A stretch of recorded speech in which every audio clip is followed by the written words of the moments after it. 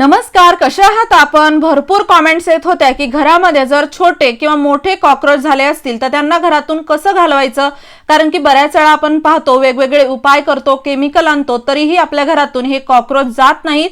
तर यांना घालवण्यासाठी मी एक असा रामबाण उपाय घेऊन आलेली आहे की फक्त एकदा घरामध्ये हा उपाय करा, तुमच्या घरातील कायमचे पूर्ण कॉकरोच निघून जातील। कॉकरोच घरामध्ये असले की आपल्याला भरपूर त्रास होतो, आजाराचं प्रमाण वाढतं, तर यांना घरातून घालवणं खूप गरजेचं आहे। यासाठी तुम्हाला काही महत्त्वाच्या गोष्टी लक्षात ठेवाव्या लागतील। सर्व डिटेल्स मी तुमच्यासोबत शेअर करणार आहे। नक्कीच व्हिडिओ शेवटपर्यंत पहा। आवडल्यास मित्रपरिवारासोबत शेअर करा। सर्वात महत्त्वाची गोष्ट म्हणजे उपाय करण्या अगोदर आपल्या घरामध्ये आपल्याला आपल्या घरातील कानेकोपरे असे अडगळीचे ठिकाण चेक करायचे आहे। तर या ठिकाणी तुम्ही पाहू शकता मटकीच्या आकाराचा छोटासा काळा डाग तुम्हाला दिसत असेल तर हे असतात कॉकरोचची अंडी। आणि तुमच्या जर घरामध्ये असे खूप जास्त इकडे तिकडे छोटे छोटे हे मटकीच्या आकाराचे दाणे दिसत असतील तर ही अंडी आपल्याला घरातून घालवणं खूप गरजेचं आहे, कारण की यामुळेच त्यांची दिवसेंदिवस संख्या वाढत जाते आणि एकदा एवढी संख्या वाढते की याला कंट्रोल करणं खूप जास्त अवघड जातं। त्यामुळे कोणताही उपाय करण्या अगोदर झाडूने ही पूर्ण कानेकोपरे स्वच्छ करा। हे पूर्ण त्यांची जी अंडी आहेत ते काढून फेकून द्या। तर आता ही तर आपण केली स्वच्छता, त्यानंतर आपल्याला अशी एक पेस्ट बनवायची आहे। यामध्ये आपण घरातीलच काही वस्तू वापरलेल्या आहेत आणि हे तुम्हाला सारखं सारखं करत बसायची गरज नाही, फक्त एकदा करा, घरामध्ये वापरा, तुम्हाला 100% रिझल्ट मिळेल। तर सुरुवातीला आपल्याला घराची पूर्ण स्वच्छता करायची आहे। तुम्ही जर स्वच्छता न करता हा उपाय केला तर लक्षात ठेवा तात्पुरते तुमच्या घरातून कॉकरोच जातील, पण परत कॉकरोचची संख्या घरामध्ये होणार आहे आणि परत ही संख्या होऊ नये अजून कोणत्या गोष्टींची आपण काळजी घ्यावी सर्व डिटेल्स मी तुमच्यासोबत शेअर करणार आहे। चला तर मग पाहूयात यामध्ये आपल्याला काय काय लागणार आहे। तर इथे आपण घेणार आहोत लसूण। अगदी सर्वांच्याच घरी असलेला लसूण आपल्याला घ्यायचा आहे, जास्त नाही, 2 ते 3 याच्या पाकळ्या आपण वापरणार आहोत।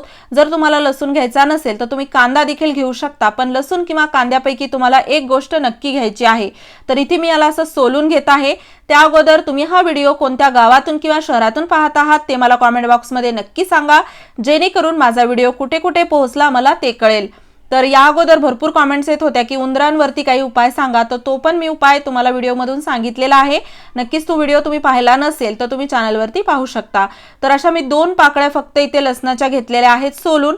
त्यानंतर आपल्याला एक वाटी घ्यायची आहे आणि या वाटीमध्ये आपण हे लसणाच्या ज्या पाकळ्या आहेत त्या आपण अशा खिसून घेणार आहोत। तुम्ही याला असं खलबत्त्यामध्ये बारीक करून जरी घेतलं तरी चालेल, पण अगदी थोडंसं आहे त्यामुळे मी याला खिसणीवरतीच असं बारीक करत आहे।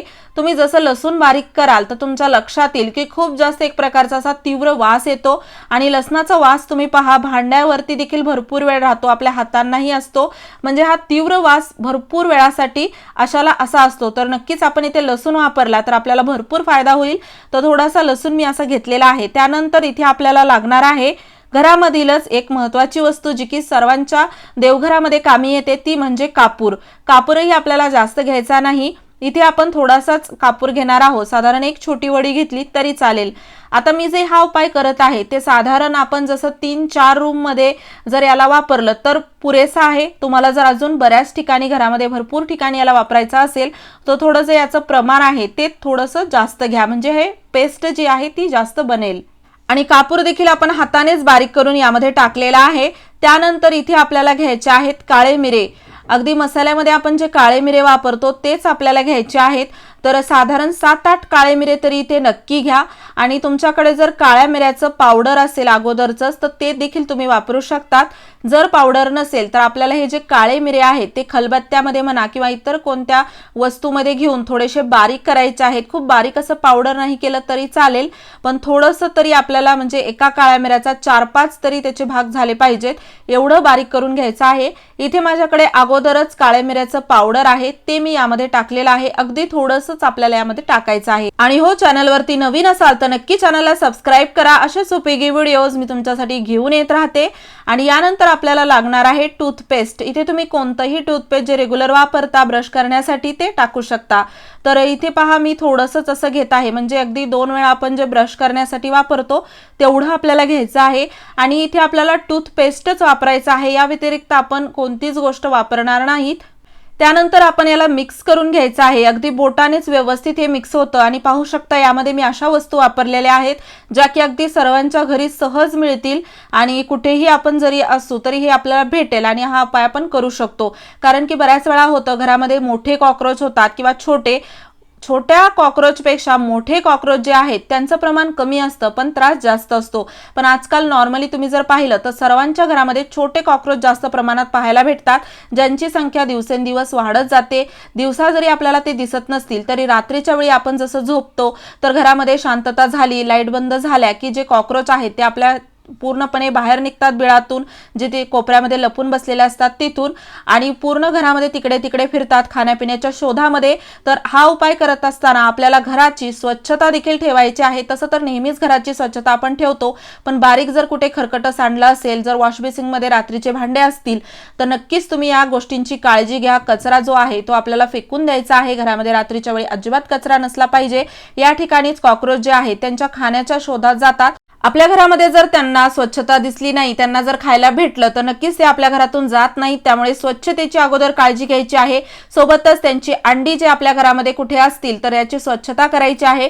त्यासोबतच ही जी पेस्ट आहे ती पेस्ट फक्त आपल्याला एका बोटाने घरामध्ये तुम्हाला वाटेल त्या ठिकाणी फक्त असं लावून घ्या, कानेकोपऱ्यामध्ये जास्त करून लावा, कारण की अशाच ठिकाणी जास्त करून कॉक्रोच लपून बसलेले असतात। घरातील उघड्या जागेवर न लावता, ओपन जागेत न लावता अशा आडगळीच्या ठिकाणी नक्की लावा, जेणेकरून इथे कॉक्रोच अजिबात येणार नाहीत। तुम्ही ज्या ज्या ठिकाणी ही पेस्ट लावलेली आहे त्याच्या साधारण जवळपासही तुम्हाला कॉक्रोच दिसणार नाही, कारण की ही जी पेस्ट आपण बनवलेली आहे यामध्ये खूप जास्त असा तीव्र वास असतो। ज्या आपण वस्तू यामध्ये टाकलेल्या आहेत त्या कॉक्रोचला अजिबात आवडत नाही किंवा त्याचा वास त्यांना सहन होत नाही, त्यामुळे या पेस्टचा जिथे त्यांना वास येतो त्या ठिकाणी अजिबात कॉक्रोच तुम्हाला दिसणार नाहीत। घरातील भरपूर ठिकाणी अशा प्रकारे लावा, कॉक्रोच तुमच्या घरातून नेहमीसाठी पळून जातील। त्यासोबतच यामध्ये आपण जे कोलगेट टूथपेस्ट वापरलेला आहे ते यासाठी की हे जे पेस्ट आहे ती वाळणार नाही।